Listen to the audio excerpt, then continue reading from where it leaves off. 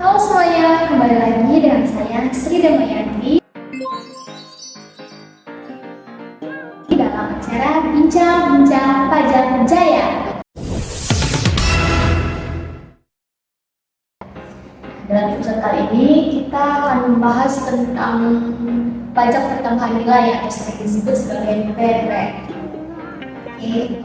Untuk bincang-bincang kali ini kita bakal sendiri ya pastinya. Kamu dari akuntansi sektor publik nih, dari bicara akuntansi sektor publik Universitas Gadjah Mada. Ini ada kakak-kakak cantik nih. Bisa kenalan dulu ya kak ya? Halo guys, perkenalkan aku Akasa Fauzia, bisa dipanggil Kaksa. Nomor ini dengan pos 96 Halo semuanya, perkenalkan nama saya Kaksa Aurelia Putri, biasa dipanggil Tata. NIU aku 494675. Perkenalkan, aku Lutfi Arika Ferdinasa, biasa dipanggil Lutfi,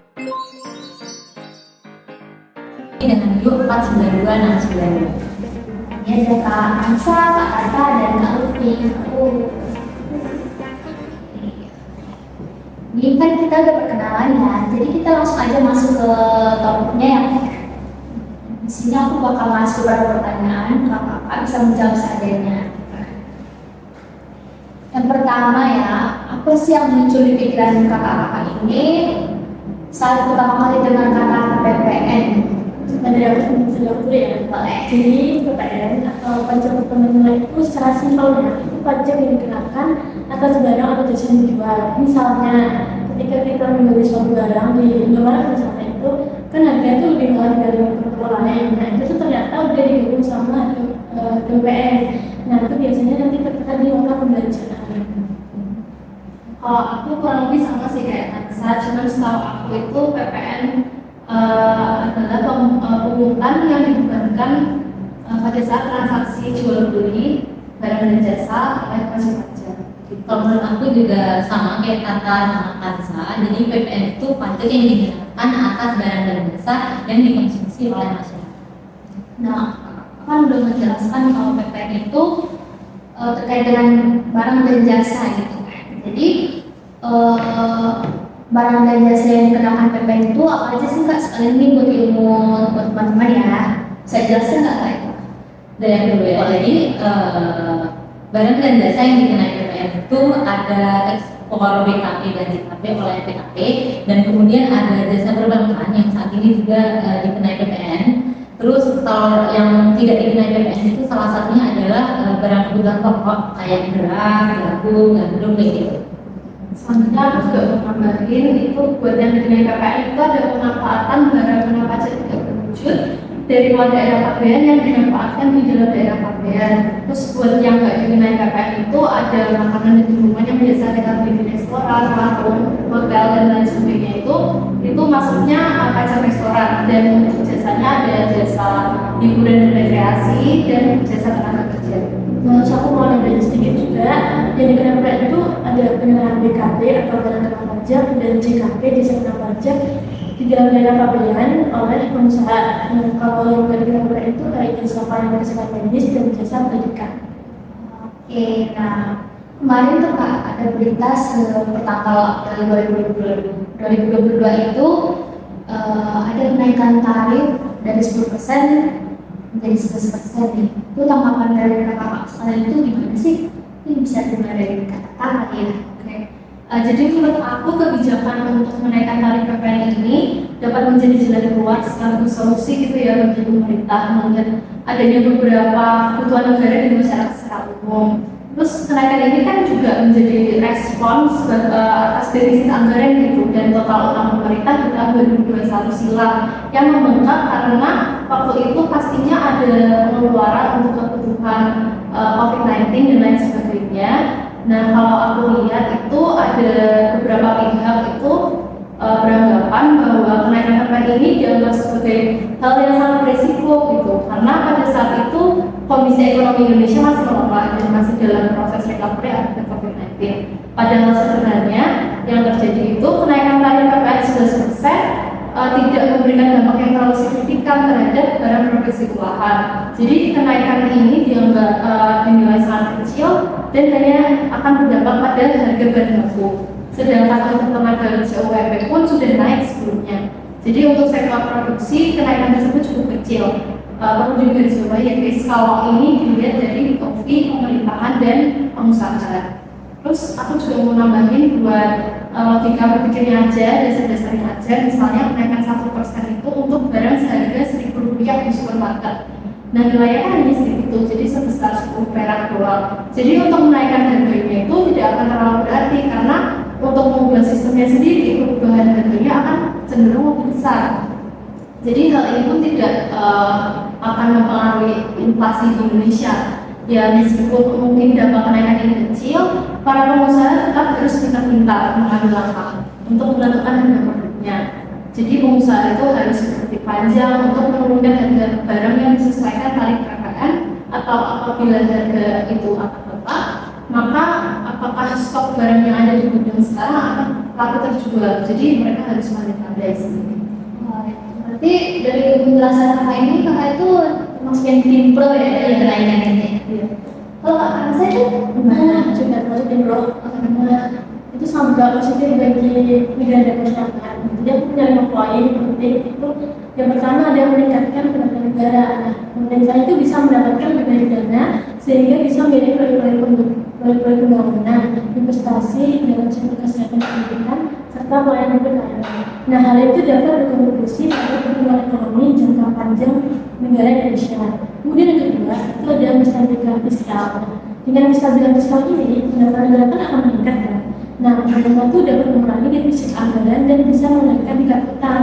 Nah, hal itu dapat memberikan keyakinan kepada pasar dan investor di luar sana sehingga bisa memperkuat posisi ekonomi Indonesia di tingkat internasional. Kemudian yang ketiga ada peningkatan infrastruktur. Nah, dengan pendapatan yang lebih tinggi dari PPN, pemerintah dapat mengalokasikan lebih banyak dana untuk membangun infrastruktur yang diperlukan seperti jalan, jembatan, pelabuhan, dan bandara. Peningkatan infrastruktur itu tentu dapat memperbaiki konektivitas antar wilayah, sehingga ini dapat mendorong pertumbuhan ekonomi dan meningkatkan daya saing Indonesia di pasar global. Kemudian yang keempat, itu dapat mengurangi ketergantungan terhadap sumber pendapatan lain. Nah, kan sebelumnya kan pemerintah itu kan mengandalkan pendapatan dari sektor energi atau komoditas. Nah, dengan kenaikan PPN ini, itu dapat memberikan diversifikasi atau keragaman sumber pendapatan yang lebih seimbang dan berkelanjutan. Kemudian yang terakhir, yang kelima, itu bisa mengurangi ketimpangan sosial. Pemerintah itu dapat mengalokasikan dana yang lebih besar untuk program bantuan sosial, kesejahteraan masyarakat, terus pendidikan dan layanan kesehatan yang dapat mampu meningkatkan taraf hidup masyarakat yang kurang mampu. Gitu sih Pak. Jadi kalau sejujurnya aku itu kontra nih pendapat kata sama Kansa. Karena kan malah ya kalau dengan adanya kenaikan PPN menjadi 11%, itu malah berdampak dan sangat dirasakan bagi masyarakat, terutama masyarakat orang bawah. Nah, kenaikan tersebut itu secara otomatis akan berimbas kepada naiknya harga barang dan jasa yang dibeli oleh masyarakat, yang mengakibatkan turunnya daya beli masyarakat.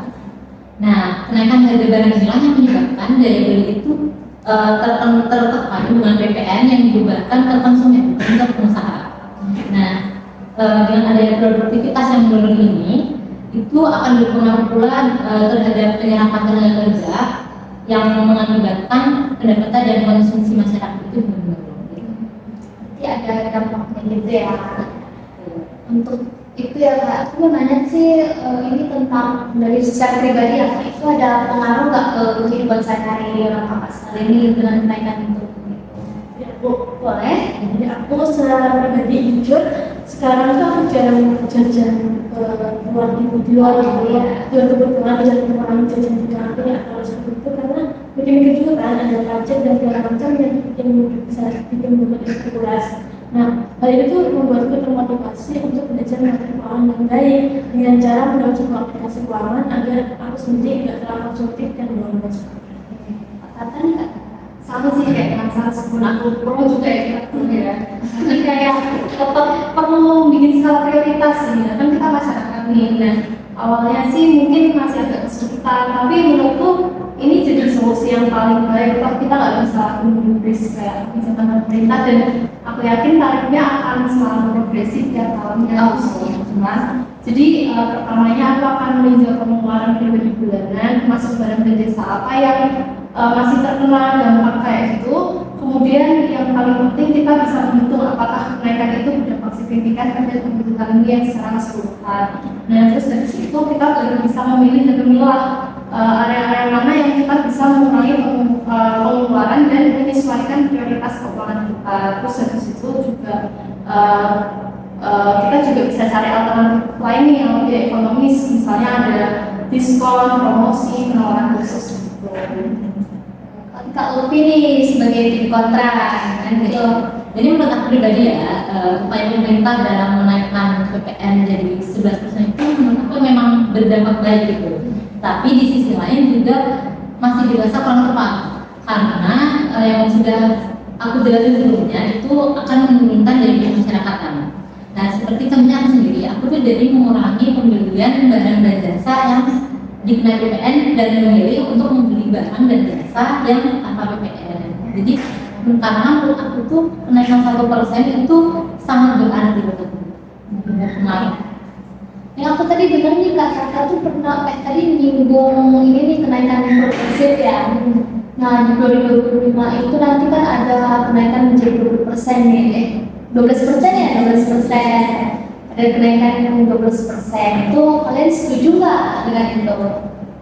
Dari aku dulu ya, aku sih setuju soalnya kenaikan 1% itu kita bisa berkontribusi secara lebih gitu untuk meningkatkan pendapatan negara dan mengurangi defisit anggaran yang ya besok kita ada kebutuhan negara yang lebih kan pastinya. Nah, terus kita juga bisa mendorong kebijakan pemerintah untuk membiayai program dan proyek massal. Besok misalnya ada mega proyek gitu ya di Indonesia. Nah, gitu kan kita juga bisa nikmatin sebagai masyarakat. Kalau aku sendiri juga setuju sebagai tim pro karena tadi kan udah bilang sangat berdampak positif bagi negara dan masyarakat. Tapi sebelum dimainin itu pemerintah tuh perlu memperhatikan aspek-aspek yang nanti tuh masyarakat bisa menerima agar tidak menimbulkan kesulitan. Kak Lupi nih, Kak Lupi. Jadi kan untuk aku sendiri 11% saja aku tuh nggak setuju kan, apalagi 12% karena itu malah dapat memberikan beban keuangan lebih besar kepada masyarakat, terutama bagi masyarakat yang berpendapatan rendah. Selain itu juga itu akan berdampak pada daya saing internasional karena membuat barang dan jasa di Indonesia itu akan lebih mahal dibandingkan negara lain yang menerapkan pajaknya lebih rendah dari Indonesia. Nah dari argumen kakak ini sekalian itu nggak ada yang salah ya teman-teman. Jadi bisa kita simpulkan kalau kenaikan PPN itu punya dampak positif dan negatifnya. Dari dampak positif itu pasti untuk kesejahteraan Indonesia ya, untuk kemajuan bangsa Indonesia sendiri.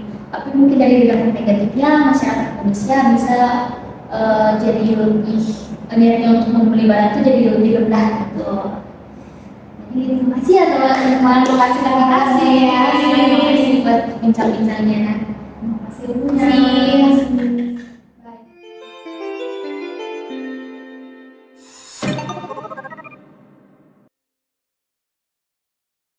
Behind the scene.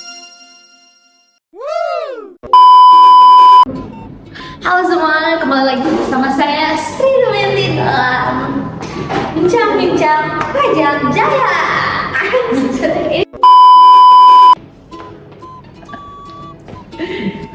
Jadi guys, Kita nggak bisa kayak kelasnya guys. Terus kita dapat ruangan baru dong. Hey, sampai jumpa di